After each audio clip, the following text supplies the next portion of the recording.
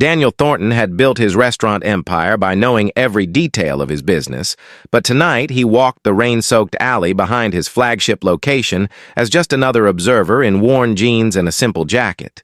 At 52, he had learned that the truth about his company could only be found when people did not know who he was watching.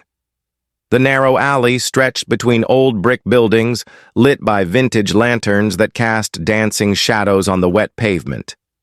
Daniel had been conducting these undercover visits for months, concerned about rumors of declining service and employee morale at his most prestigious location.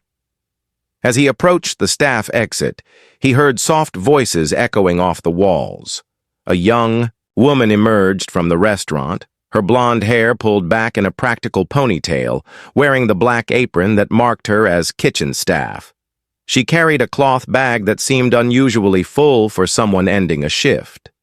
Daniel stepped into the shadows, not to spy maliciously, but to understand what was happening in his establishment after hours. He watched as the woman, who appeared to be in her mid-20s, walked to what he initially thought was just a pile of discarded boxes. But then he saw them. Two small figures huddled beneath a makeshift cardboard shelter pressed against the alley wall. A boy of perhaps 8 years old wearing a knitted cap, and a little girl no more than 5, clutching a worn stuffed animal. The reality hit him like a physical blow. "Sarah brought dinner," the woman said gently, kneeling beside the children. Her voice carried the exhausted tenderness of someone who had been carrying the world on her shoulders for far too long. Daniel watched, transfixed, as Sarah opened her bag and carefully distributed what he now realized were dinner rolls, leftover soup in a container, and what appeared to be slices of the restaurant's fresh bread. She had not been stealing. She had been surviving. "Is it still warm, Mama?" the little girl asked, her voice small but hopeful. "Yes, sweetheart. Eat slowly so your tummy feels better," Sarah replied, breaking the bread into smaller pieces. "Tommy, make sure Emma gets enough. You are such a good big brother." Daniel felt his throat constrict. This was not the employee theft he had been investigating. This was a mother doing whatever it took to feed her children, using the only resources she had access to. He thought of his own comfortable home, his well-stocked kitchen, his life of abundance. As he stood in the shadows, fragments of conversation reached him. Sarah spoke softly to her children about school, about the library books they were reading, about small dreams that seemed enormous when you were living in a cardboard shelter. Her voice never carried bitterness, only determination and love. "Thar." Little girl, Emma, coughed softly, and Sarah immediately pulled off her own sweater to wrap around the child's shoulders. "Better?" she asked, and Emma nodded, snuggling closer. "Mama, when will we have a real house again?"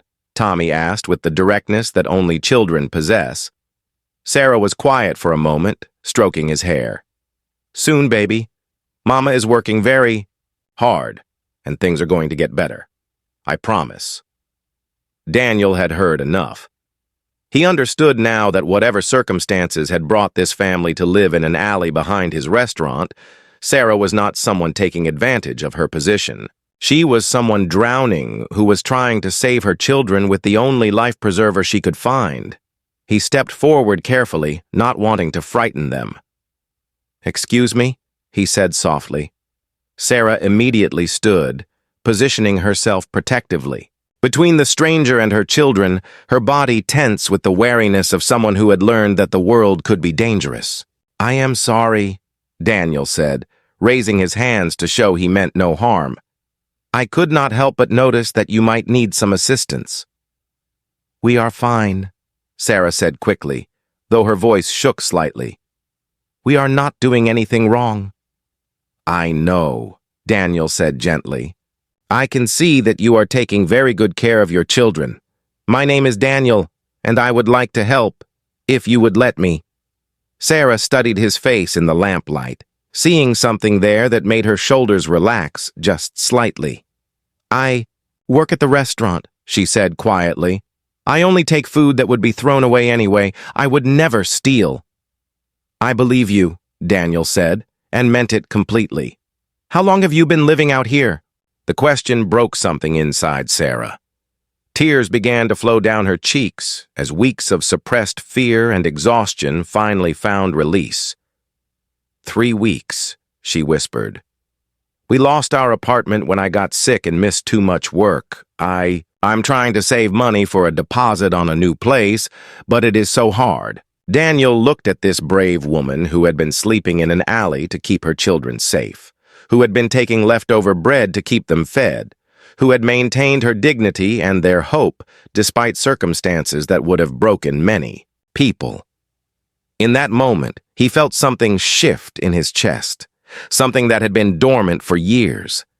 "Sarah," he said, "I think I might be able to help with more than just tonight. But first, let me ask you something. Would you and your children like to get out of this alley and somewhere warm?" She looked at him with a mixture of hope and caution. "Who are you, really?" Daniel smiled, realizing that honesty was the only way forward. Someone who just learned that the best people in his company are the ones he never knew existed. Someone who would like very much to make sure you and your children never have to sleep outside again.